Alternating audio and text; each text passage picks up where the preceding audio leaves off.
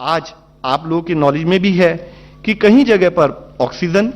और इसी तरह से जो इन्वेस्टिगेशनल थेरेपी वाली हमारी दवाइयां हैं जैसे कि रेमडेसिविर, टोसिलिजुमाब, जो कि लिमिटेड सप्लाई में देश में अवेलेबल है क्योंकि हमने देखा कि एक सडन सर्ज केसेस में आया है।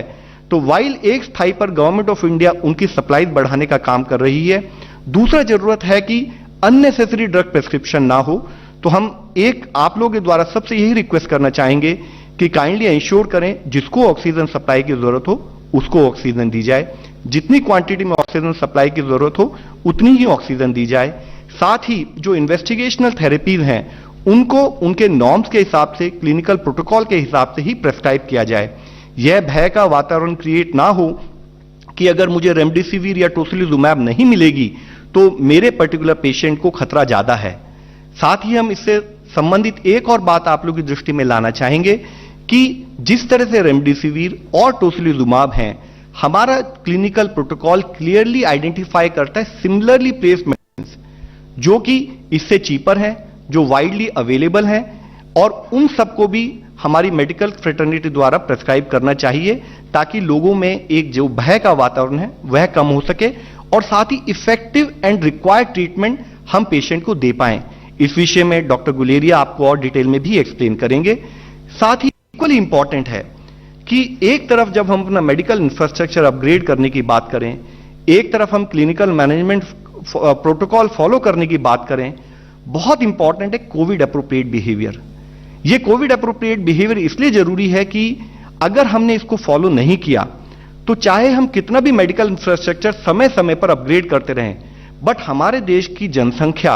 इतनी अधिक है कि हम जितना भी इंफ्रास्ट्रक्चर बनाएंगे, जब तक हमने अपने इन्फेक्शन को कंट्रोल नहीं किया तब तक हम उस इंफ्रास्ट्रक्चर को हमेशा किसी ना किसी लेवल पर स्ट्रेस पर पाएंगे। तो दोस्तों, मैं इससे संबंधित आपको 2 स्टडीज भी हाईलाइट करना चाहूंगा।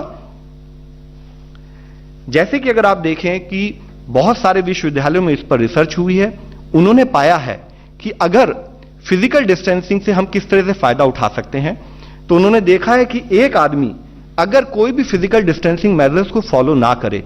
तो 30 दिन के अंदर वह 406 लोगों को इन्फेक्ट कर सकता है। यानी कि अगर हम अपने बिहेवियर पैटर्न में कोविड को समझते हुए उससे संबंधित चर्या नहीं करते हैं, कार्य नहीं करते हैं, तो टू दैट एक्सटेंट हम अपनी फैमिली और अपने समाज को उस एक्सटेंट तक रिस्क में ले जाते हैं। अगर हम 50% फिजिकल एक्सपोजर अपना कम कर दें तो यह पाया गया है कि 406 लोगों के मुकाबले 15 के करीब लोग इन्फेक्ट होते हैं। और अगर हम अपना फिजिकल एक्सपोजर 75% कम कर दें तो एक इन्फेक्टेड आदमी इफेक्टिवली करीब 2.5 लोगों को ही 1 महीने बाद इन्फेक्ट कर पाएगा। आप लोगों द्वारा हमारी सबसे विनती है कि इस एस्पेक्ट को समझना बहुत जरूरी है कि एक तरफ हम क्लिनिकल मैनेजमेंट पर ध्यान दें, दूसरी तरफ हम इन्फेक्शन कंट्रोल पर भी ध्यान दें। दूसरा विषय जो हम आप लोगों की दृष्टि में लाना चाहेंगे, यूज ऑफ मास्क। यह भी एक स्टडी के द्वारा पाया गया है कि जबकि हम 6 फीट की दूरी, 2 गज की दूरी अपने मध्य में रखते हैं, तो भी अगर दोनों, यानी कि पर्सन जिसको कोविड-19 हुआ है और पर्सन जो अनइंफेक्टेड है, यह आप किसी भी घर में यह स्थिति पा सकते हैं कि जो होम आइसोलेशन के केसेस है, अगर मास्क का सही ढंग से इस्तेमाल ना किया जाए